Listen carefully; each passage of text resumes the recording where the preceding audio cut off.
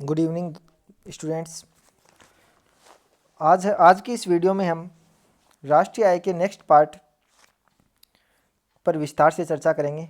अब तक आपने पढ़ा राष्ट्रीय आय किसे कहते हैं, एनएनपी, एफसी जिसे राष्ट्रीय आय कहा जाता है, एनडीपी कैसे ज्ञात किया जाता है, फैक्टर कॉस्ट, मार्केट प्राइस में क्या डिफरेंस है, ग्रॉस और नेट में क्या डिफरेंस है, घरेलू और राष्ट्रीय इनमें क्या अंतर है, इनके बारे में अपने विस्तार से चर्चा पिछले वीडियो में की थी। इस वीडियो में अपन पढ़ेंगे राष्ट्रीय आय को मापने की विधियाँ, कि राष्ट्रीय आय को किस किस प्रकार से मापा जाता है। तो भारत में सर्वप्रथम राष्ट्रीय आय का माप दादा भाई नारोजी ने किया था। उनकी पुस्तक थी poverty and British rule of India में सबसे पहले राष्ट्रीय आय प्रकाशित हुई थी। 1867-68 ईस्वी में राष्ट्रीय आय का सर्वप्रथम प्रतिपादन दादा भाई नारोजी ने किया था। यह जो क्वेश्चन है ये कंपटीशन एग्जाम में काफ़ी बार पूछा जाता है।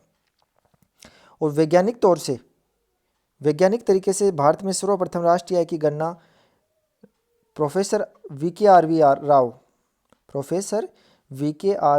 राव ने की थी 1931 एंड 32। इस फाइनेंशियल ईयर में के लिए इन्होंने राष्ट्रीय आय का गणना की थी।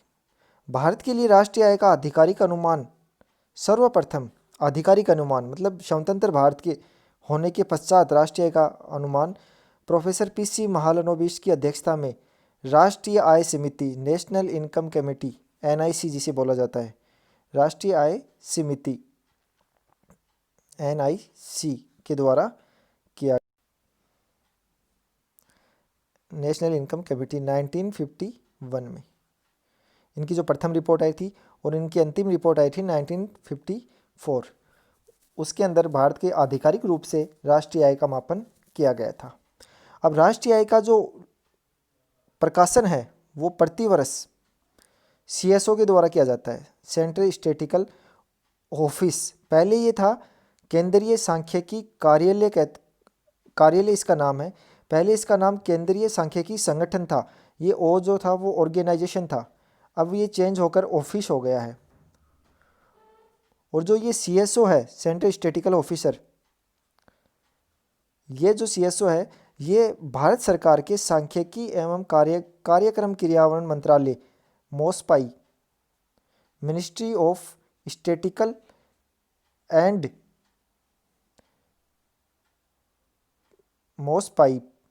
Ministry of statistical and programme implementation department जो है भारत सरकार का, उसका एक कार्यालय है सेंट्रल स्टैटिस्टिकल ऑफिस, केंद्रीय सांख्यिकी कार्यालय। इसके द्वारा वार्षिक रूप से जारी किए जाते हैं।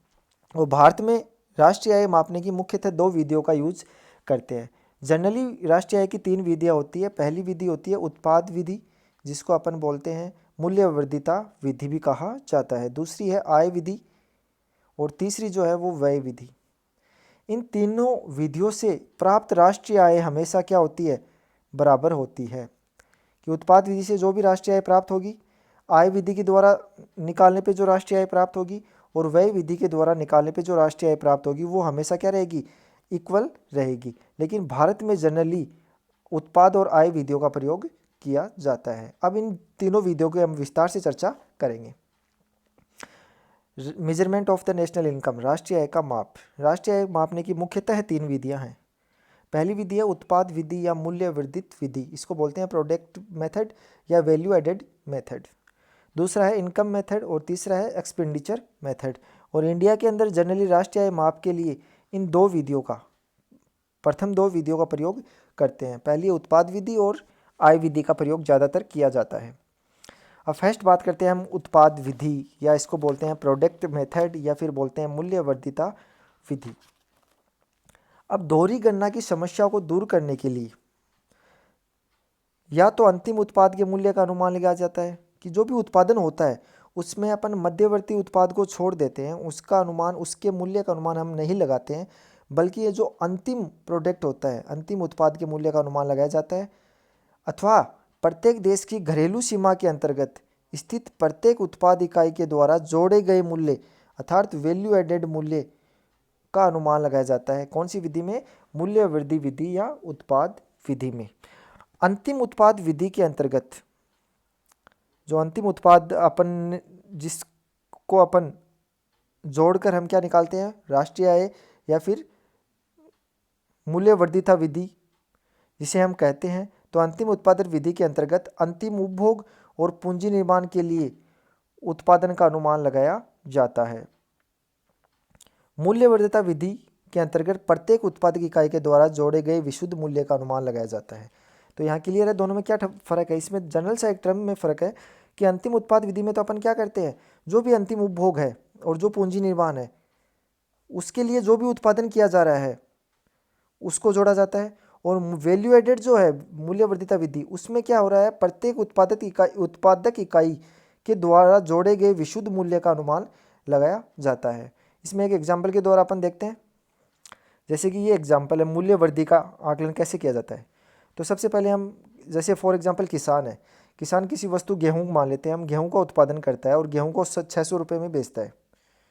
और गेहूँ के उत्पादन में गेहूँ के बीज का प्रयोग होता है, खाद का प्रयोग होता है, उर्वरकों का इस्तेमाल वो करता है, या मजदूरी वगैरह जो भी उसकी लागत है वो है 200 रुपये। तो ये क्या हो गई? मध्यवर्ती वस्तु की लागत, कि गेहूं का उत्पादन हमने अंतिम रूप से किया है लेकिन उसके उत्पादन में ये लागत हमारी मध्यवर्ती लागत के रूप में लगी है। तो ये हमें जो नेट मूल्य वृद्धि है, जो वैल्यू एडेड है, वो कितना प्राप्त हुआ? 400 रुपये। अब ये 400 रुपये गेहूं का क्या है? मूल्य वृद्धि। अर्थात अब ये गेहूं को आटा मिल में बेच देता है। कौन? किसान बेचता है गेहूं को कितने रुपए में? 600 रुपये में बेच दिया आटा मिल के मालिक को। आटा मिल उसको 800 रुपये में बेचता है। इसका मतलब उसने आटा खरीदे कितने रुपए में? 600 रुपये में। उसने गेहूँ खरीदे 600 रुपये में और उसको आटा मिल को आटा बना लिया उसका, तो 200 रुपये क्या हुई? मध्यवर्ती लागत हुई। उसको जोड़कर उसने क्या किया? 800 रुपये में उस आटे को बेकरी वाले को बेच दिया। अब बेकरी वाला उसको 800 रुपये में खरीद रहा है, लेकिन वो आटा मिल से प्राप्त आटे से वो क्या करेगा? बेकरी बनाएगा या ब्रेड बनाएगा या बेकरी से रिलेटेड कोई भी सामग्री बनाएगा। तो उसका मूल्य मान लो वो 1000 रुपये रख दे। आटा कितने में खरीदा था? 800 रुपये में। बेकरी बना के कितने में बेच रहा है वो? 1000 रुपये में। तो फिर से 200 रुपये क्या हो गया? इसमें मूल्य वर्धिता हो गई, वो भी क्या हो गई? वैल्यू एडेड हो गई। उसके बाद बेकरी ये पहुंचती है दुकान पे बिकने के लिए। अब दुकानदार वो 1000 रुपये में बेकरी खरीदता है, किससे? बेकरी वाले से खरीद लेता है 1000 रुपये में, लेकिन वो 200 रुपये का अपना उसमें खर्चा जोड़ देता है या फिर अपना लाभ के लिए उसके कीमतें 200 रुपये बढ़ा देता है। तो उसकी कीमत हो गई यहाँ 1200 रुपये। 1000 रुपये में उसने खरीदा था, बेच कितने में रहा है ग्राहकों को? 1200 रुपये में। तो उसने वैल्यू एडेड कितना कर दिया? 200। तो ये प्रत्येक स्टेज पे अर्थात किसान से लेकर दुकानदार तक प्रत्येक स्टेज में वैल्यू एडेड हुआ है। किसान यहाँ 400 रुपये का वैल्यू एडेड, यहाँ 200 का, तो यहाँ कुल मिला के वैल्यू एडेड जो प्राप्त हुआ है वो हमें प्राप्त हुआ है 1000 रुपये। ये जो 1000 रुपये प्राप्त हुए वो वैल्यू एडेड के रूप में प्राप्त हुए हैं। अर्थात उन जो गेहूँ था और वो दुकानदार तक पहुँचा बेकरी के रूप में, वो उसका अगर मूल्य जोड़ेंगे तो हमें 3600 रुपये प्राप्त होगा। लेकिन यह जो मूल्य है ये राष्ट्रीय आय में शामिल नहीं होता। क्यों नहीं होता? क्योंकि इसमें कुल मूल्य जुड़ा हुआ है। इसमें देखो गेहूं का मूल्य ये 600 रुपये थे और ये 600 फिर से इसमें जुड़ गए, तभी तो 800 है। फिर ये टोटल जो 800 है ये फिर से इसमें जुड़ गए, 800 इसमें जुड़ गए, कितने हो गए? 1000 हो गए। मतलब हर स्टेज पे क्या हो रहा है? दोहरी गणना की पॉसिबिलिटी हो रही है। तो हम क्या करते हैं? केवल वैल्यू एडेड को जोड़ते हैं। 400 प्लस 200 प्लस 600 प्लस 200 ऐसे करके टोटल कितना? 1000 रुपये क्या हुआ है? मूल्य वर्धिता हुई है। तो ये जो मूल्य वर्धिता है उसी को हम किस में शामिल करते हैं? राष्ट्रीय आय में शामिल करते हैं। और इसको निकालने का क्या फॉर्मूला होता है? इसको निकालने का फॉर्मूला होता है उत्पादन का कुल मूल्य कितने रुपए था, इनको सबको जोड़ दिया 3600, मध्यवर्ती वस्तुओं की लागत 2600, जो शेष बचा वो क्या हुआ? वैल्यू एडेड हुआ, मूल्य वर्धिता हुई। वो कितने हैं? 1000 रुपये। क्लियर है मूल्य वर्धिता क्या होता है? अब देखो राष्ट्रीय आय के मापने की उत्पाद विधि को मूल्य वृद्धि विधि या औद्योगिक उद्यम विधि या शुद्ध उत्पाद विधि भी कहा जाता है। ठीक है, इसके ये दूसरे नाम है। विशुद्ध मूल्य वर्धितता ज्ञात करने के लिए बाजार कीमत पर उत्पादन के मूल्य में से, ये मैंने बाजार कीमत में उत्पादन का मूल्य जैसे मैंने बताया था, गेहूं का शुरू में 600 रुपये था, आटे मिल पे 800 हो गया, बेकरी वाले के पास 1000 हो गया, ये क्या हुआ, बाजार मूल्य पे, बाजार कीमत पर उत्पाद का मूल्य हो गया। में से क्या निकाल लेते हैं, मध्यवर्ती साधनों की लागत, अर्थात 600 में से हमने से 200 रुपये मध्यवर्ती लागत थी, तो कितने बचे थे, 400। ठीक है, मूल्य ह्रास और विशुद्ध परोक्ष कर को घटा दिया जाता है तो हमें क्या प्राप्त होती है, राष्ट्रीय आय प्राप्त होती है। अब मूल्य वर्धितता का एग्जाम्पल यहाँ लिखा हुआ है। एक लेखा वर्ष में देश की घरेलू सीमा के अंतर्गत प्रत्येक उत्पादक उद्यम, कोई भी उत्पादक है, के उत्पादन में योगदान की गणना करके राष्ट्रीय आय को मापा जाता है। तो दोनों दृष्टि से, चाहे हम वैल्यू एडेड से निकालें, चाहे अपन आय विधि से निकालें या उत्पाद विधि से, चाहे वैल्यू एडेड से निकालें चाहे उत्पाद विधि से निकालें, दोनों दृष्टिकोण से परिणाम हमेशा क्या आते हैं, समान आते हैं, परंतु व्यवहार में मूल्य वर्धितता विधि का प्रयोग किया जाता है। अब बात रहती है, देश की घरेलू सीमा में स्थित सभी औद्योगिक इकाइयाँ, जो भी औद्योगिक उपक्रम है, के द्वारा जोड़े गए मूल्यों का योग जो होता है वो हमेशा किसके बराबर होता है, NDPFC, विशुद्ध घरेलू उत्पाद, साधन लागत पे विशुद्ध घरेलू उत्पाद के बराबर होता है। अब देखना है हमें प्राप्त क्या हो गया है, NDPFC। ये तो क्या हुआ, किसी देश की घरेलू सीमा में जितने भी औद्योगिक उपक्रम है उसके द्वारा जोड़ा गया मूल्य, अर्थात वैल्यू एडेड से हमें प्राप्त हुई है NDPFC। अब इसको अपने को राष्ट्रीय आय में बदलना है, राष्ट्रीय आय होती है NNPFC। हमें क्या करना है, डोमेस्टिक को किस में बदलना है, नेशनल में बदलना है। तो अपन इसमें क्या करेंगे, डोमेस्टिक में अपन net factor income from abroad, अर्थात विदेशों से अर्जित शुद्ध साधन आय को जोड़ देंगे NDPFC में। ये मैंने पिछले वीडियो में बताया था। तो हमें NNPFC, जिसे अपन राष्ट्रीय आय या फिर अपन कह सकते हैं विशुद्ध राष्ट्रीय उत्पाद, साधन लागत पे विशुद्ध राष्ट्रीय उत्पाद भी कहते हैं, और इसी का दूसरा नाम होता है राष्ट्रीय आय प्राप्त होती है। तो यहाँ तक क्लियर है। अब देखना, एक लेखा वर्ष के दौरान किसी देश की घरेलू समूह के अंतर्गत सभी उद्यमियों द्वारा की गई सकल मूल्य वृद्धि को बाजार कीमत पर सकल घरेलू उत्पाद कहा जाता है। अब जब GDP मार्केट प्राइस है, GDP मार्केट प्राइस है, इसमें से अपन ग्रोस को नेट में बदलेंगे तो हमें क्या करना पड़ेगा, मूल्य ह्रास निकालना पड़ेगा। तो यहाँ मैंने निकाला है, ग्रोस से नेट को निकाल दिया तो हमें एक NDP मार्केट प्राइस प्राप्त हुआ है। NDP मार्केट प्राइस में से, अर्थात विशुद्ध घरेलू उत्पाद है बाजार कीमत पे, तो मार्केट प्राइस है, उसमें से इनडायरेक्ट टैक्स निकाल देंगे और सब्सिडी उसमें अगर जोड़ देंगे तो हमें फैक्टर कॉस्ट प्राप्त होगी। अब इस फैक्टर कॉस्ट में अगर NFIA जोड़ दिया जाए, net for factor income from abroad, तो हमें क्या प्राप्त होता है, NNPFC, नेशनल इनकम प्राप्त होती है। और भारत में प्राथमिक क्षेत्र जिसमें कृषि, पशुपालन, वन, लट्ठे बनाना, खनन या पंजीकृत विनिर्माण, इनका योगदान या फिर इनका राष्ट्रीय आय का अनुमान लगा, इनका आय का अनुमान लगाने के लिए उत्पाद विधि का प्रयोग किया जाता है। ये क्वेश्चन भी कई बार पूछे जाते हैं कि उत्पाद विधि का प्रयोग भारत में किस लिए किया जाता है। तो प्राथमिक क्षेत्र जिसमें कृषि, पशुपालन, वनोद्योग, लट्ठे बनाने या खनन आदि को, तथा पंजीकृत विनिर्माण, इनसे प्राप्त आय को अनुमानित करने के लिए उत्पाद विधि का प्रयोग होता है। अब उत्पाद विधि संबंधी सावधानियाँ कि इस उत्पाद विधि से अपन जब राष्ट्रीय आय का आकलन करते हैं तो अपने को कौन कौन सी मदों को उसमें जोड़ना चाहिए या कौन कौन सी अपने को सावधानियाँ रखनी चाहिए। तो पहली है, पुरानी वस्तु के क्रय विक्रय को मूल्य वृद्धि में शामिल नहीं किया जाता, कि कोई भी पुरानी वस्तु है उसका को चाहे बेचे या खरीदे, उसका मूल्य वृद्धि में शामिल नहीं होगा, क्योंकि अगर ऐसा हम कर लेंगे तो हमारे पास वही दोहरी गणना की समस्या आ जाएगी, क्योंकि जो वस्तु पुरानी है तो उसका तो पहले जब उत्पादन किया गया था तभी उसका मूल्य अपन ने राष्ट्रीय आय में जोड़ लिया था। दूसरा है, पुरानी वस्तुओं की बिक्री से जो दलाली या कमीशन होता है उसको मूल्य वृद्धि में शामिल किया जाता है।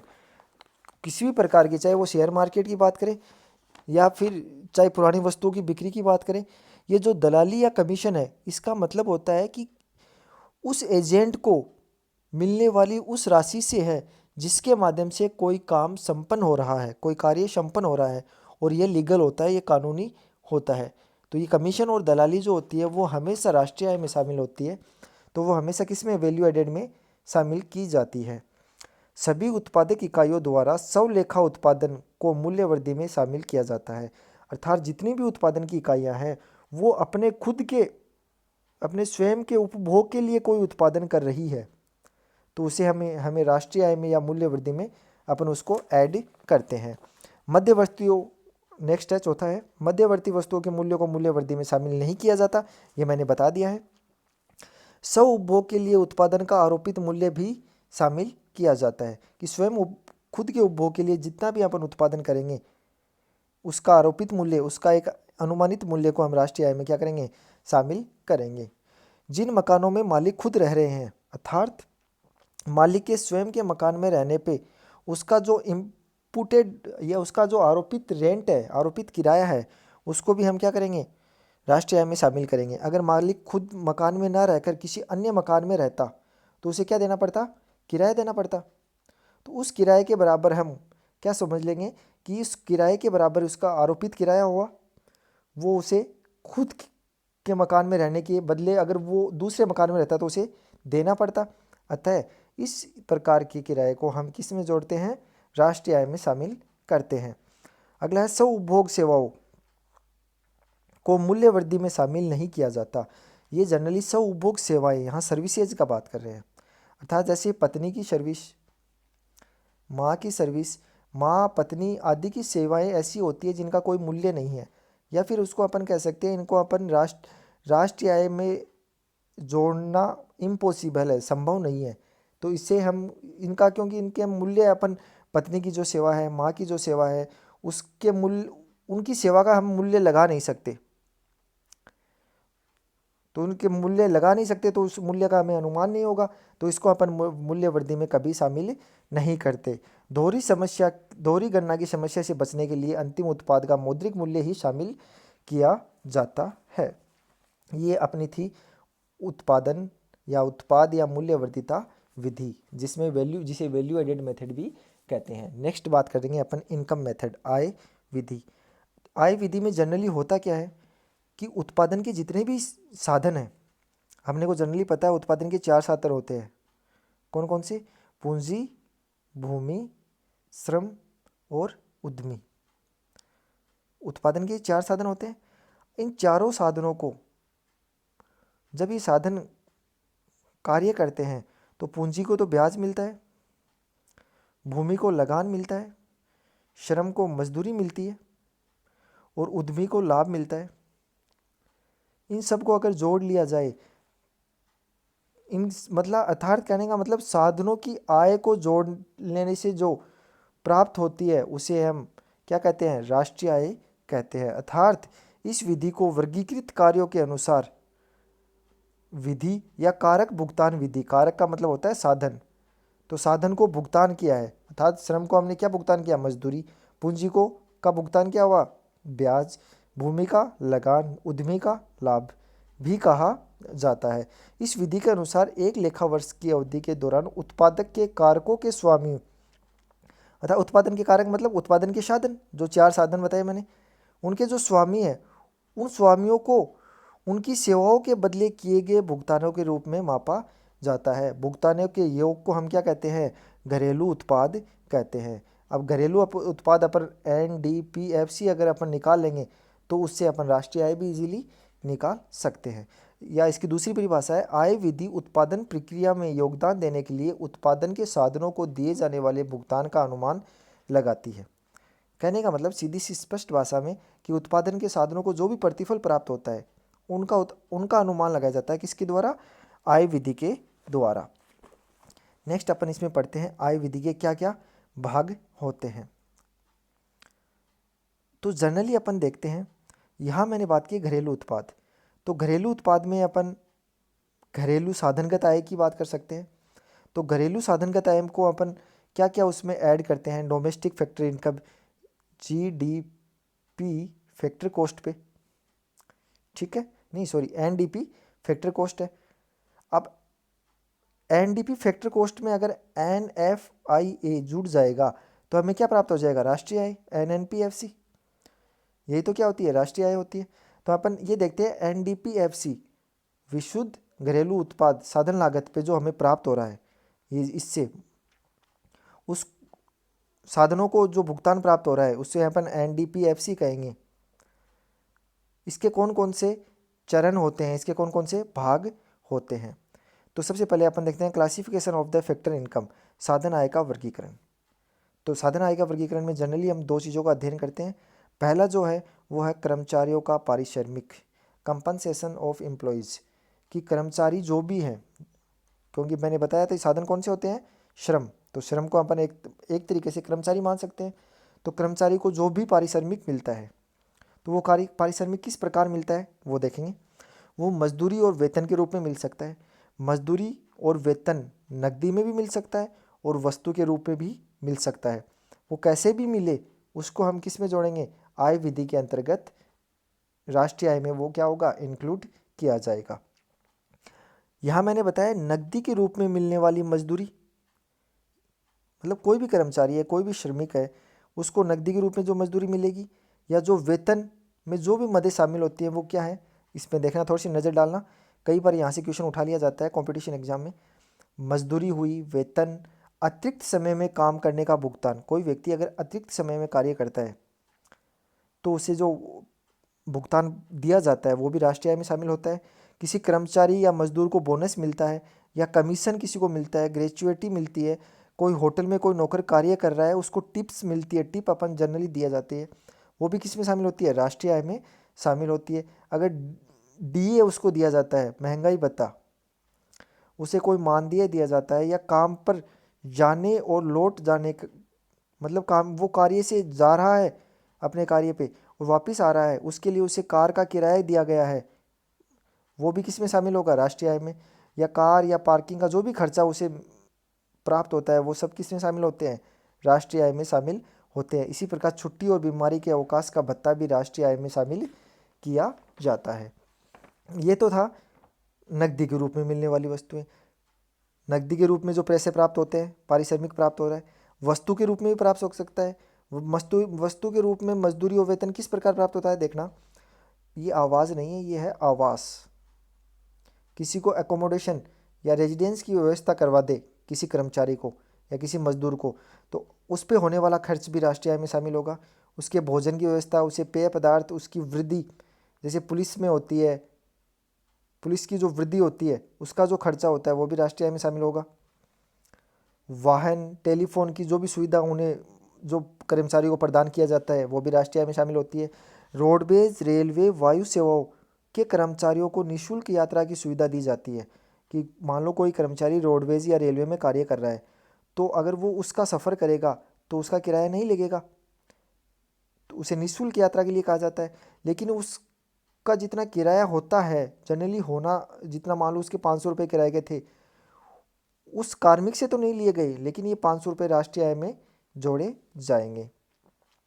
खानों में काम करने वालों को निःशुल्क कोयला, मान लो कोई व्यक्ति खान में काम कर रहा है, कोयले की खान में काम कर रहा है और उसको फ्री में कोयला दे दिया गया है, लेकिन उस कोयले का उत्पादन तो हुआ है, उसको अगर मार्केट में बेचते तो उसके बदले में कुछ ना कुछ मूल्य प्राप्त होता, तो वो क्या है, राष्ट्रीय आय में जोड़ा जाएगा। कर्मचारियों और उनके परिवारों के सदस्यों को खेल, मनोरंजन, विश्राम की सुविधा प्रदान करना, यह भी एक प्रकार का क्या है, वस्तु के रूप में दी गई मजदूरी है। कर्मचारियों के बच्चों के लिए पालना गृह है। अगला है घर, वाहन, फर्नीचर आदि खरीदने के लिए बहुत कम ब्याज और ब्याज पे छूट दी जाती है। इसको भी हम इस किस में शामिल करते हैं, राष्ट्रीय आय में शामिल करते हैं।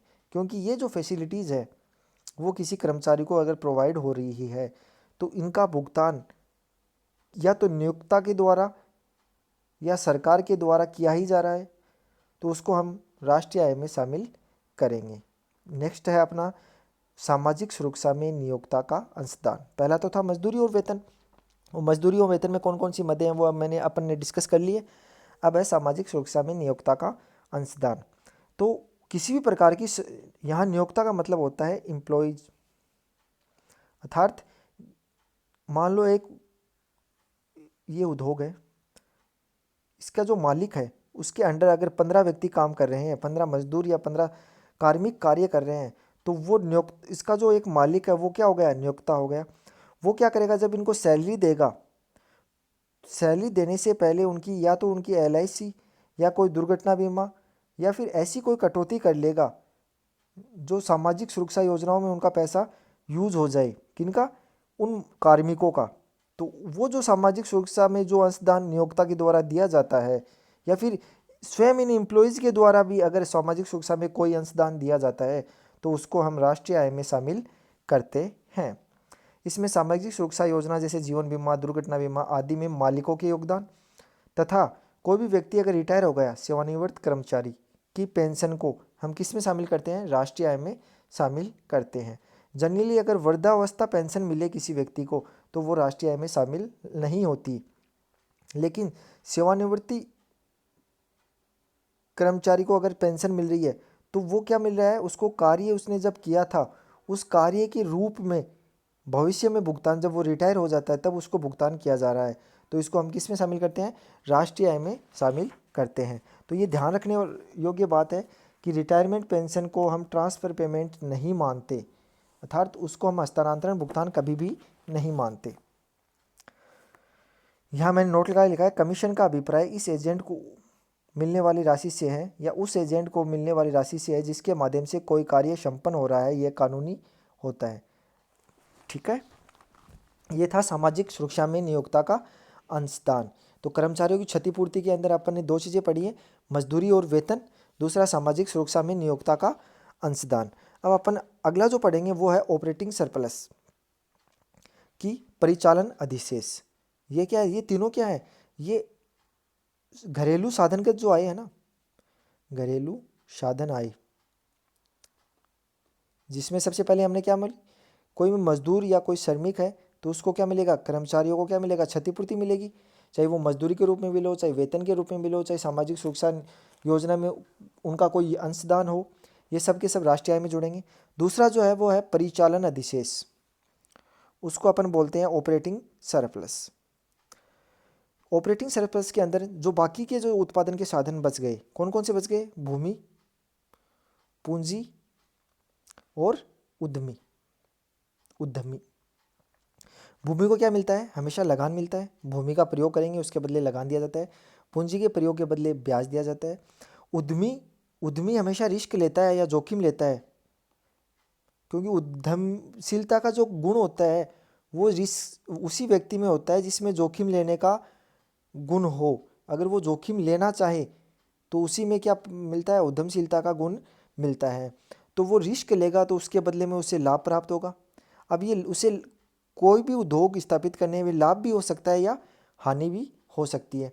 तो ये जो पुरस्कार है वो नेगेटिव भी कुछ बार प्राप्त होता है। तो इनको क्या बोलते हैं अपन, ऑपरेटिंग सरप्लस बोलते हैं।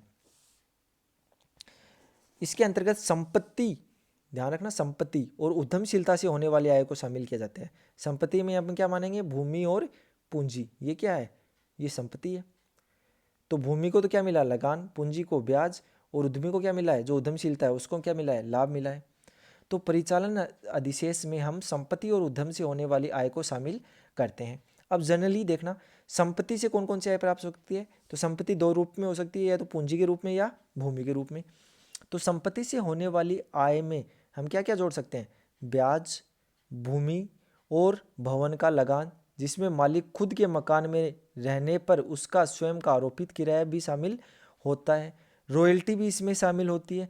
रॉयल्टी में हम तेल और कोयले जैसे खनिज पदार्थों के प्रयोग या कोई पेटेंट, कॉपीराइट या कोई ट्रेडमार्क ऐसा है आदि के प्रयोग के बदले दिए जाने वाले भुगतान को भी शामिल करते हैं। ठीक है, ब्याज में पूंजी के प्रयोग के बदले जो ब्याज, और इसी प्रकार लाभ जो होता है उद्यम से मिलने वाली आय में उत्पादन की व्यवस्था करने या जोखिम वहन करने के लिए मिलने वाला जो भी पुरस्कार है उसे हम क्या कहते हैं, लाभ कहते हैं। यह एक प्रकार का क्या है, सरप्लस है, और यह ऋणात्मक भी हो सकता है। कई बार क्या है कि किसी भी उद्यम में हानि भी हो सकती है। तो अपन ने अभी तक दो बात कर ली है। क्या बात की है कि घरेलू जो भी उत्पाद है साधन लागत भी, उसमें दो चीज़ें होती है, एक तो मजदूरी और वेतन, या उसको बोलते हैं कर्मचारियों की क्षतिपूर्ति। दूसरा बात करिए अपन ने ऑपरेटिंग सरप्लस। और तीसरी जो इम्पोर्टेंट बात है वो है स्वयं नियोक्ता का अंशदान। स्वयं नियोक्ता का अंशदान अर्थात मिश्रित आय। ये कई बार पूछा जाता है मिश्रित आय क्या होती है। तो मिश्रित आय क्या होती है? स्वरोजगार सेल्फ एम्प्लॉयड व्यक्तियों की आय को क्या कहते हैं? मिश्रित आय कहते हैं। ये क्या होती है? जनरली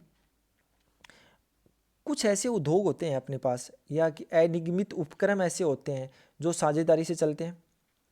इन जो भी ऐसे उद्योग होते हैं उनमें परिवार के जो भी सदस्य हैं वो बिना वेतन के कार्य करते रहते हैं। फॉर एग्जांपल अपन बात करें, अगर कोई कुम्हार है, उसके घर पे घड़ों का निर्माण किया जाता है, तो उसके परिवार के सभी लोग घड़ों के उत्पादन में क्या देते हैं? अपना अपना योगदान देते हैं। इसी प्रकार अगर हम सिंगल की बात करें, कोई हेयर ड्रेसर की दुकान है, कोई नाई की दुकान है, तो नाई खुद वहां कार्य करके क्या प्राप्त कर रहा है? पैसे प्राप्त कर रहा है या मजदूरी प्राप्त कर रहा है या फिर वेतन काम प्राप्त कर रहा है। अर्थात कहने का मतलब कोई व्यक्ति खुद अपने भूमि पे, खुद की भूमि पे कोई उद्यम स्थापित कर ले, अर्थात यूज किसका? खुद की भूमि का यूज कर रहा है तो उसे लगान तो देना नहीं पड़ेगा। लेकिन अगर वो उस भूमि को किसी अन्य व्यक्ति को देता तो उसे क्या प्राप्त होता? लगान प्राप्त होता। कहने का मतलब ये व्यक्ति अपने श्रम, भूमि, पूंजी, उद्यमशीलता का प्रयोग करके वस्तुओं और सेवाओं का उत्पादन करते हैं। यह आय मजदूरी के रूप में भी प्राप्त हो सकती है, लगान के रूप में भी, ब्याज के रूप में भी, और लाभ, इन सब का क्या होता है? मिश्रण होती है। तो इसलिए इसे क्या कहा जाता है? मिश्रित आय कहते हैं। पारिवारिक उद्यमों में केवल स्वस्वामित्व कारकों का प्रयोग किया जाता है कि ये जो भी लघु और कुटीर उद्योग का नाम आपने सुना होगा, लघु और कुटीर उद्योग। तो जो भी लघु और कुटीर उद्योग है इसमें स्वामित्व कारक अर्थात उन जो साधन है उत्पादन के वो स्वयं ही उनके मालिक होते हैं, कि जो पूंजी लगाते हैं वो किसी से उधार नहीं लेते या खुद की जो पूंजी होती है उसको यूज करते हैं। भूमि है वो भी खुद की यूज करते हैं, स्वयं की यूज करते हैं। इसी प्रकार पूंजी भूमि हो गया। मजदूर है तो वो खुद स्वयं की फैमिली के मेंबर्स हैं, वो मजदूर के रूप में वहाँ कार्य करते हैं। बाकी बचा उद्यमी, तो वो परिवार ही कुल मिला के जो परिवार के सदस्य हैं वही उद्यमी के कार्य करते हैं। तो इन तीनों को अगर अपन जोड़ लेंगे, इन तीनों में जो जो शामिल होगा वो राष्ट्रीय आय में शामिल होगा। यहाँ मैंने लाभ के बारे में एक धारणा को थोड़ा सा छोड़ दिया था। लाभ जो था उस लाभ में तीन चीज़ें होती हैं। कोई भी निगम है, कोई भी कॉरपोरेट क्षेत्र है, उसमें अगर लाभ प्राप्त हो रहा है, अब देखो कोई भी कॉरपोरेट क्षेत्र है वो ये तो है नहीं कि उसका एक ही मालिक है, उसके क्या होते हैं? बहुत सारे शेयर होल्डर्स होते हैं। ठीक है, मान लो उसने अपने शेयर जारी किए थे और उसके 50 शेयर होल्डर्स हैं। ठीक है, अब उस निगम को क्या हुआ है? लाभ हुआ है। उसको जितना लाभ होगा वो उन शेयर होल्डर्स में डिवाइड होगा, उसे हम क्या कहते हैं? लाभांश कहते हैं। लाभ का वह भाग जिसे भागीदारों में या शेयर होल्डर्स में बांटा जाता है उसे क्या कहते हैं? लाभांश भी कहा जाता है या वितरित लाभ भी कहते हैं। वह लाभ जो अन्य लोगों में या जो भी उसके शेयर धारक थे उस कंपनी की या उस निगम के, उनको दे दिया गया है, उसको हम कहते हैं वितरित लाभ या लाभांश। अब निगम लाभ कर, अब लाभ तो इस निगम को हुआ है। ठीक है, जो ये निगम था उसको क्या हुआ है? लाभ हुआ है। उस लाभ पे क्या लगेगा? कर लगेगा। वो कर शेयर होल्डर्स को लाभांश देने से पहले चुका दिया जाता है। तो निगम या कंपनी के लाभ का वह भाग जो कर के रूप में सरकार को दे दिया जाता है उसको हम क्या कहते हैं? निगम लाभ कर कहते हैं। और ये भी किस में जुड़ेगा? ये भी घरेलू उत्पाद में जुड़ेगा। अगला है अवितरित लाभ। अब ये जो निगम था इसने क्या किया? शुरू में कुछ लाभ तो लाभांश के रूप में बांट दिया, कुछ अपना लाभ कर के रूप में सरकार को दे दिया। ठीक है, कुछ लाभ को क्या करती है? वो अपने पास भविष्य में कोई संकट हो, उस संकट से बचने के लिए खुद के पास रख लेती है बचत के रूप में। उसे निगम बचत भी कहते हैं। या फिर कहते हैं वह लाभ जिसको वितरित ना किया गया हो या अवितरित लाभ, जो अन्य लोगों में बांटा नहीं गया हो, अवितरित लाभ भी कहते हैं। लाभ का वह भाग जिसे फर्म अपने पास रखती है ताकि भविष्य में किसी संकट का सामना कर सके। इसे निगम बचत या अवितरित लाभ भी कहा जाता है। क्लियर है? तो यह थी अपनी आय विधि। तो आय विधि से अपन ने अभी तक क्या प्राप्त कर लिया? घरेलू उत्पाद प्राप्त कर लिया, अर्थात एनडीपीएफसी प्राप्त कर लिया है। एनडीपीएफसी में मैंने जनरली 3 बातें की हैं। पहला क्या था? कर्मचारियों की क्षतिपूर्ति। ठीक है, कर्मचारियों की क्षतिपूर्ति में वेतन, मजदूरी, ठीक। साथ में अपन ने सामाजिक सुरक्षा में नियोक्ता का स्थान पढ़ा था। साथ ही कर्मचारियों की क्षतिपूर्ति के अलावा परिचालन अधिशेष, परिचालन अधिशेष में अपन ने जो भी बाकी के साधन पूंजी, श्रम, पूंजी, भूमि, उद्यमी, उनको प्राप्त, जितना भी सरप्लस उनको प्राप्त होता है उसके बारे में अध्ययन किया। तीसरा जो था वो मिश्रित आय के का अपन ने इसमें अध्ययन किया है। अब एनडीपीएफसी हमें अब तक प्राप्त हो गया। एनडीपीएफसी में NFIA, net factor income from abroad, विदेशों से अर्जित शुद्ध साधन आय को अगर जोड़ देंगे तो हमें क्या प्राप्त होगा? Net national production from factor cost, अर्थात साधन लागत पे शुद्ध राष्ट्रीय आय। और यही क्या होती है? नेशनल इनकम होती है। ये क्या होती है? राष्ट्रीय आय होती है।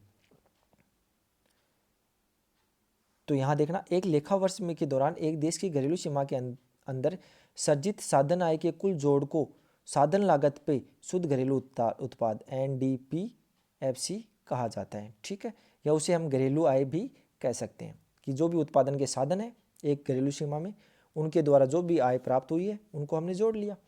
अब उसमें अगर विदेशों से अर्जित शुद्ध साधन आय को जोड़ देंगे तो हमें एनएनपी या राष्ट्रीय आय प्राप्त हो जाएगी। ठीक है, यहाँ तक क्लियर है?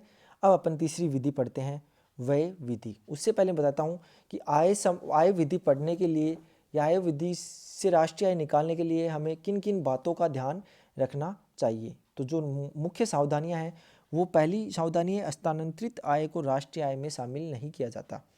कई बार क्या होता है, हस्तांतरित आय जो मैंने बताया था जिसका राष्ट्रीय आय में कोई योगदान नहीं होता, ये 3-4 टाइप की होती है। व्यक्तिगत हस्तांतरण, एक व्यक्ति दूसरे व्यक्ति को गिफ्ट के रूप में आय दे सकता है तो उसको हम राष्ट्रीय आय में शामिल नहीं करेंगे। ठीक है, व्यक्तिगत हस्तांतरण या व्यावसायिक हस्तांतरण या विदेशी हस्तांतरण या सरकारी हस्तांतरण।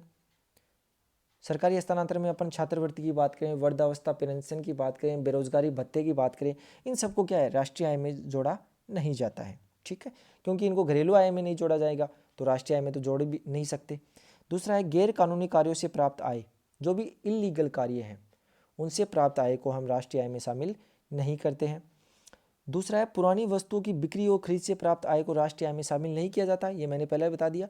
लेकिन इस बिक्री और खरीद के बीच में जो भी दलाली और कमीशन का कार्य किया जाता है, कि मान लो मेरे पास एक पुरानी कार है, ठीक है, उसको मैं बेच रहा हूँ किसी कस्टमर को, लेकिन मुझे कस्टमर नहीं मिल रहे, कोई दलाल, कोई अन्य व्यक्ति दलाल के रूप में आता है और वह कार को इस कस्टमर को बिकवा देता है। मुझे कार बेचनी थी, कस्टमर को पुरानी कार खरीदनी थी, तो मैंने पुरानी कार कस्टमर को बेच दी, तो जितने में बेची वो राष्ट्रीय आय में शामिल नहीं होगा। लेकिन ये जो दलाल का कार्य कर रहा था लीगल रूप से, कानूनी रूप से, इसको मान लो इस पूरे लेन देन में उसे 1000 रुपये प्राप्त हुए, उसे 1000 रुपये का या 10,000 रुपये का लाभ हुआ या फ़ायदा हुआ, या उसको 10,000 रुपये प्राप्त हुए, तो ये क्या होगी, राष्ट्रीय आय में शामिल होगी। ठीक है, इसी प्रकार शेयर और बॉन्ड्स की बिक्री से प्राप्त राशि को राष्ट्रीय आय में शामिल नहीं करते हैं, परंतु इसमें दिए जाने वाले कमीशन या दलाली को राष्ट्रीय आय में शामिल किया जाता है। अब कई बार विंडफॉल गेन्स प्राप्त हो जाते हैं, अर्थात सडनली अचानक हमें बहुत सारी आय प्राप्त होती है। फॉर एग्जाम्पल लॉटरी लग जाए, कोई भी पूंजीगत लाभ हो, अचानक से कोई भी आय आ जाए, आकस्मिक कोई भी आय प्राप्त हो जाए, तो उसको हम राष्ट्रीय आय में कभी भी नहीं जोड़ते हैं। यहाँ तक क्लियर है? अब एक निगम कर को क्या राष्ट्रीय आय में जोड़ा जाएगा? एक जनरल सा क्वेश्चन है, सोचना इस पे। निगम कर को क्या राष्ट्रीय आय में जोड़ा जाएगा? तो मैंने शुरू में पढ़ाया आपको, लाभ तो राष्ट्रीय आय में जुड़ता है, और लाभ के 3 हिस्से बताए थे मैंने। एक लाभांश, ये भी जुड़ेगा, एक निगम कर, क्योंकि जो लाभ था उस लाभ का क्या लग गया, टैक्स लग गया। इसी प्रकार तीसरा अवितरित लाभ, ये तीनों किस में जुड़ेंगे? राष्ट्रीय आय में जुड़ेंगे। इसी प्रकार हम बात करें आयकर, क्या राष्ट्रीय आय में जुड़ेगा? तो देखना आयकर जो है वो किस पे लगता है? उपभोग, जो भी व्यक्ति है उसकी आय पे लगता है। अब मान लो एक कार्मिक है, उसको वेतन प्राप्त होता है, ठीक है। अब उसे वेतन जो प्राप्त हो रहा है उसको अपन ने किस में शामिल कर लिया है? राष्ट्रीय आय में शामिल कर लिया पूरे के पूरे को, ठीक। अब वेतन से क्या कर लिया गया? वेतन से मान लो उसे जो वेतन प्राप्त हुआ 2 लाख रुपए पर मंथ प्राप्त हो रहे हैं, ठीक। 2 लाख का कुछ हिस्सा किस में चला जाएगा? आयकर के रूप में चला जाएगा। तो उसे जो नेट हाथ में प्राप्त हो रहा है, जो उसे केस मिल रहा है, वो 1,70,000 रुपये मान लो मिल रहा है। तो 30,000 रुपये कहाँ गए? आयकर के रूप में। तो हमने जो जोड़े थे वो कितने जोड़े थे? 2 लाख जोड़े थे। अर्थात आयकर भी किस में शामिल होता है? राष्ट्रीय आय में शामिल किया जाता है। क्लियर है? अब अपन कुछ और एग्जाम्पल्स देखते हैं। जिन मकानों में मकान मालिक स्वयं रह रहा हो तो उसका आरोपित या अनुमानित किराया राष्ट्रीय आय में शामिल होगा। ये मैं पहले क्लियर कर चुका हूँ। स्वयं के उपभोग के लिए उत्पादन को भी राष्ट्रीय आय में शामिल किया जाता है। कि मान लो कोई किसान है, वो गेहूं का उत्पादन करके बेचता है, उसे 10 क्विंटल गेहूं प्राप्त हुआ, उसमें से उसने 2 क्विंटल स्वयं के उपभोग के लिए रख लिया, तो इसका जो अनुमानित मूल्य है उसको भी हम किस में शामिल करेंगे? राष्ट्रीय आय में शामिल करेंगे। इसी प्रकार निगम कर, लाभांश और अवितरित लाभ तीनों ही निगम लाभ के घटक है। ध्यान से देखना, इसको निगम लाभ में अगर अपन एक बार जोड़ लेते हैं ना, तो दोबारा इसको राष्ट्रीय आय में शामिल नहीं करेंगे।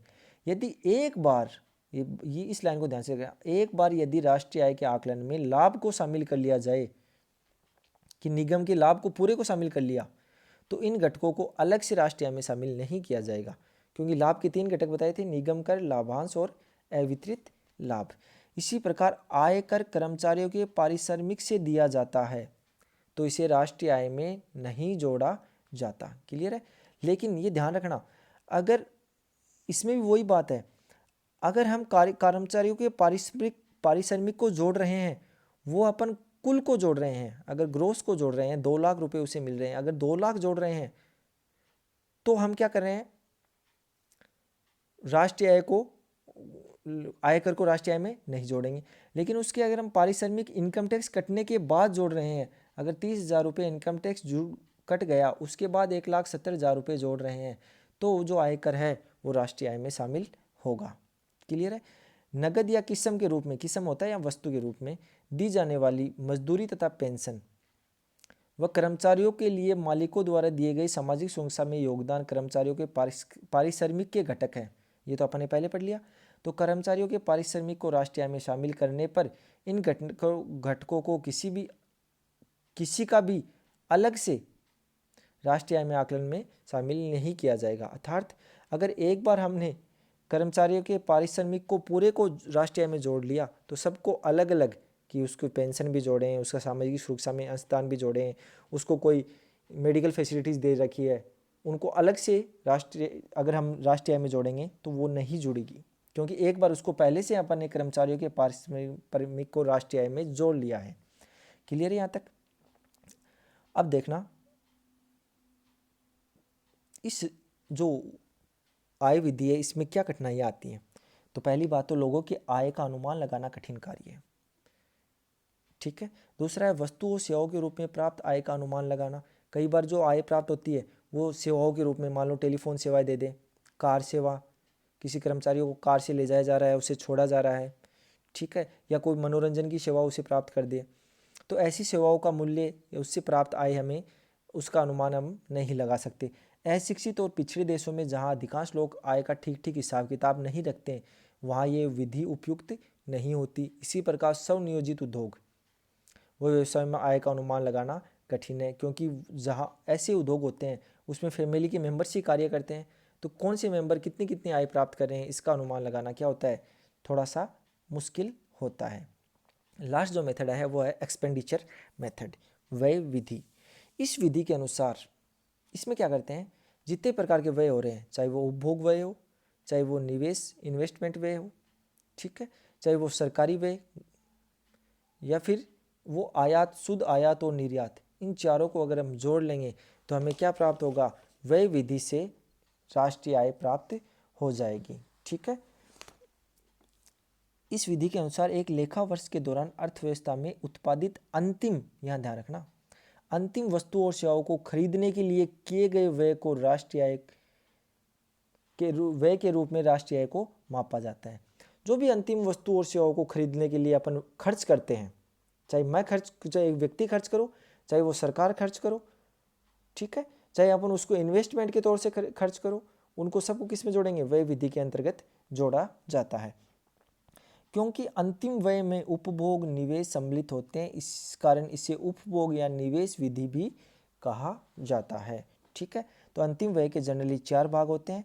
पहला, निजी अंतिम उपभोग व्यय, प्राइवेट फाइनल कंजप्शन एक्सपेंडिचर, जिसको सी से दर्शाया गया है।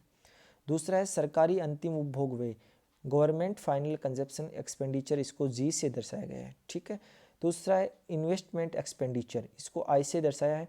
तीसरा है शुद्ध निर्यात, जिससे एक्स माइनस एम, एक्स का मतलब होता है एक्सपोर्ट, एम का मतलब होता है इंपोर्ट, निर्यात माइनस आयात, और इसमें जो शेष बचेगा उन एक्स माइनस एम, मान लो निर्यात कर रहे हैं 100 रुपये का, आयात कर रहे हैं 20 रुपये का, तो शेष कितना हो गया, 80। ठीक है, इन सब को जोड़ लिया जाएगा तो हमें क्या प्राप्त होगा, व्यय विधि से हम राष्ट्रीय आय को माप सकते हैं। ठीक है, अब इसको अलग अलग तरीके से पढ़ते हैं कि निजी अंतिम उपभोग व्यय में क्या क्या शामिल होते हैं। तो निजी अंतिम उपभोग व्यय का तात्पर्य यहाँ क्या है, इससे अभिप्राय व्यक्तियों, परिवारों और गैर लाभ वाली निजी संस्थाओं या सेवा संस्थाओं द्वारा अंतिम वस्तु और सेवाओं पर किए गए व्यय से है कि हमें कोई भी ऐसी वस्तु और सेवा जिसको अंतिम रूप से अपन ने खरीदा है, उस पर जो भी खर्च किया है, उस व्यय को निजी अंतिम उपभोग व्यय कहते हैं। इसमें अपन 3 चीज़ों पर ध्यान देते हैं। पहले उपभोक्ता सेवा, उपभोक्ता सेवा में अपन जनरली कोई भी वस्तुएं, जनरली जो उपभोक्ता वस्तुएं जो होती है उनको खरीदते हैं।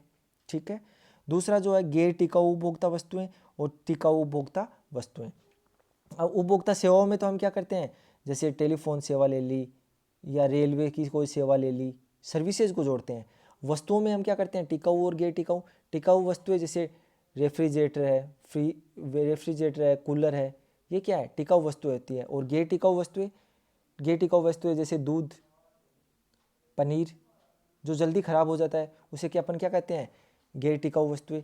तो इन पे जो भी खर्च किया गया है उन सब के जोड़ को हम क्या कहेंगे, निजी अंतिम उपभोग व्यय कहेंगे। ठीक है, अब सरकारी अंतिम उपभोग व्यय में हम क्या शामिल करते हैं, जिसे हम जी से दर्शाते हैं। इससे अभिप्राय है सरकार द्वारा अंतिम वस्तु और सेवाओं पर किए जाने व्यय।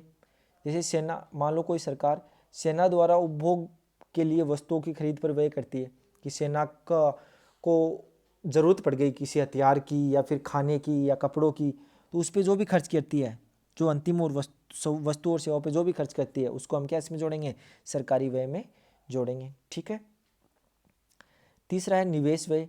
निवेश व्यय के अंतर्गत हम क्या करते हैं, इससे अभिप्राय है उपभोक्ता द्वारा अंतिम वस्तुओं की खरीद पर किए गए व्यय से इन वस्तुओं का उत्पादन की प्रक्रिया में आगे प्रयोग किया जाता है। अब मान लो कई बार क्या करते हैं, अपन इस प्रकार की वस्तुएं खरीद लेते हैं।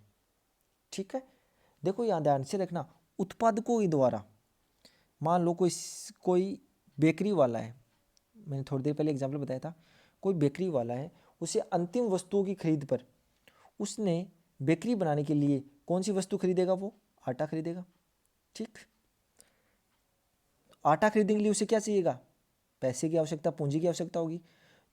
तो उसे बेकरी बनाने के लिए अर्थात उन वस्तुओं के उत्पादन की प्रक्रिया में आगे प्रयोग किया जाता है। बेकरी बनाने के लिए कौन सी वस्तु खरीदी, आटा खरीदी है, तो आटा क्या हो गई, उसके लिए अंतिम वस्तु हो गई।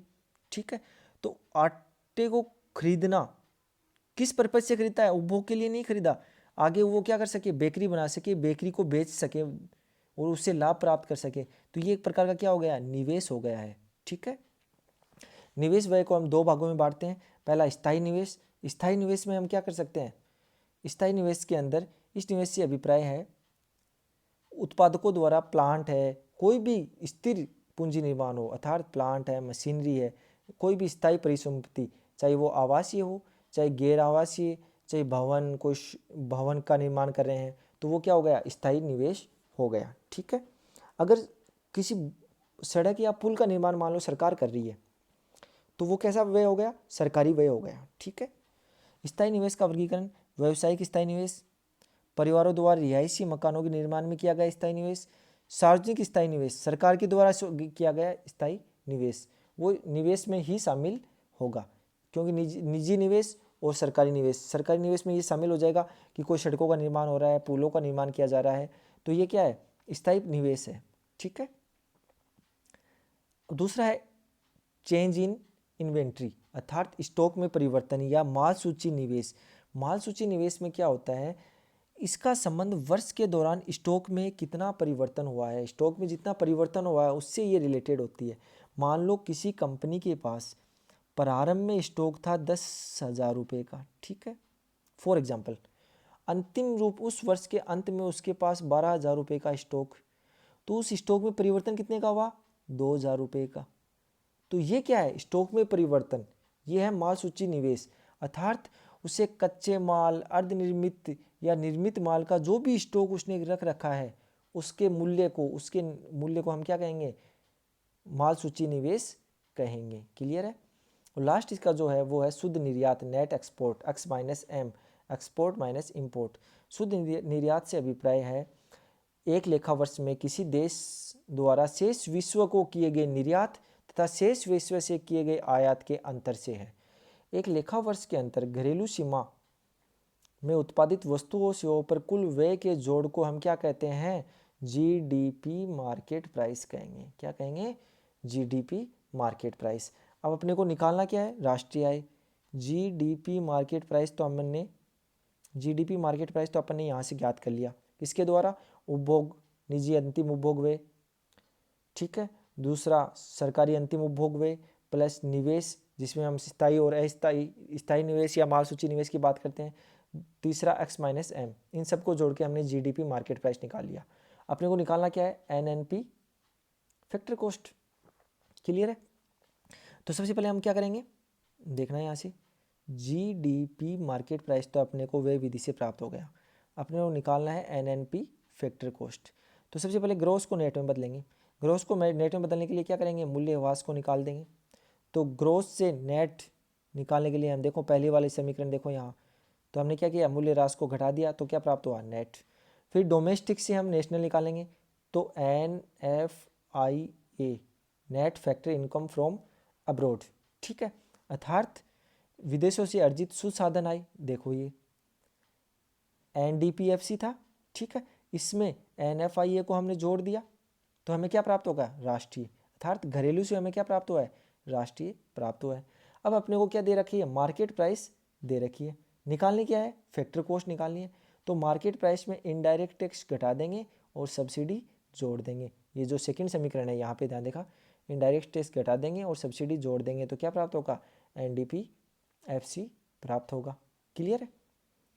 कहने का मतलब जीडीपी मार्केट प्राइस से हम क्या निकाल सकते हैं, NNPFC निकाल सकते हैं। और ये विशुद्ध राष्ट्रीय उत्पाद साधन लागत पे, इसी को हम क्या कहते हैं, राष्ट्रीय आय कहते हैं। क्लियर। अब व्यय संबंधी जो व्यय विधि अपने को, अगर व्यय विधि से अपन निकाल रहे हैं तो अपने को इसमें क्या करना पड़ेगा, कुछ ध्यान रखना पड़ेगा। वो ध्यान रखने योग्य बात कौन कौन सी है, केवल अंतिम व्यय को शामिल करते हैं, मध्यवर्ती वस्तुओं के व्यय पे होने वाले व्यय को शामिल नहीं किया जाता है, पुरानी वस्तुओं पे किए जाने वाले व्यय को कुल व्यय में शामिल नहीं किया जाता है, शेयर और बॉन्डों पे किया गया व्यय भी कुल व्यय में शामिल नहीं होगा। ठीक है। लेकिन शेयर और बॉन्डों की खरीद फरोख्त करने के लिए जो दलाली दी जाती है, दलाली के रूप में जो खर्चा होता है उसको कुल व्यय में शामिल करते हैं। सरकार द्वारा हस्तांतरण भुगतान पे किया गया व्यय भी इसमें शामिल नहीं होगा। सरकार अगर कोई छात्रवृत्ति दे रही है, कोई पेंशन दे रही है, तो वो हम इसमें शामिल नहीं करेंगे। स्व उपभोग के लिए उत्पादित वस्तुओं पे होने वाले व्यय के अनुमानित मूल्य को इसमें शामिल करेंगे। अपन मान लो कि कोई किसान 4 क्विंटल गेहूँ खुद के उत्पादन, खुद के उपभोग के लिए रख लेता है स्वयं के पास। ठीक है। तो उस पर जो मान लो अगर वो खुद उत्पादन नहीं करता, स्वयं उत्पादन नहीं करता, अगर बाजार से खरीदता तो उस पर कुछ ना कुछ खर्च होता, तो उसके जो होने वाले व्यय है उसके अनुमानित मूल्य को हम क्या कर लेंगे, राष्ट्रीय आय में जोड़ लेंगे। जिन मकानों में मकान मालिक स्वयं रह रहे हैं उनका अनुमानित किराए को भी हम किस में जोड़ सकते हैं, राष्ट्रीय आय में जोड़ सकते हैं। और अपन क्या ध्यान में रख सकते हैं, मान लो कोई व्यक्ति कोई भी हाउस होल्ड है, कोई भी परिवार है, वो नए भवन को खरीदता है, तो नए भवन को खरीदना राष्ट्रीय आय में वो जोड़ा जाएगा। पुराने भवन की अगर मरम्मत करवा रहा है, पुराने भवन को अगर वो तोड़ फोड़ के नया भावी भावी मतलब बड़ी उसकी खूब मरम्मत करवा रहा है, तो उसको भी हम किस में जोड़ेंगे, राष्ट्रीय आय में जोड़ेंगे। क्लियर है यहाँ तक? ये थी राष्ट्रीय आय को मापने की 3 विधियाँ, आय विधि, उत्पाद विधि, आय विधि और व्यय विधि। Thank you.